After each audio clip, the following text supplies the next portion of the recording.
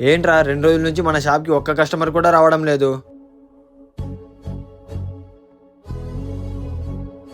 Bro పొద్దున్నుంచి try చేస్తున్నా, bike అస్సలు స్టార్ట్ కావడం లేదు, కొంచెం చూడండి బ్రో. అన్నా రే వెళ్ళి ఆ బైక్ చెక్ చేయబో. సరే అన్నా.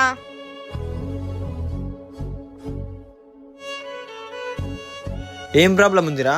అన్నా బండి సెల్ఫ్ వైర్ పోయింది అంతే. రే అతనికి సెల్ఫ్ వైర్ పోయిందని చెప్పకు, ఇంజిన్ లో ప్రాబ్లం ఉందని చెప్పి 1 గంట తర్వాత రమ్మను పో.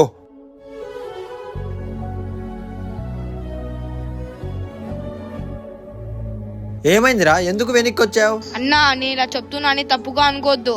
మనం ఇలా మోసం చేస్తున్నాం కాబట్టే మన దగ్గర ఒక కస్టమర్ కూడా రావడం లేదు. ఒక్కసారి నిజాయితీగా పనిచేసి చూడన్నా, ఆ దేవుడే మన షాప్కి కస్టమర్స్ పంపిస్తాడు.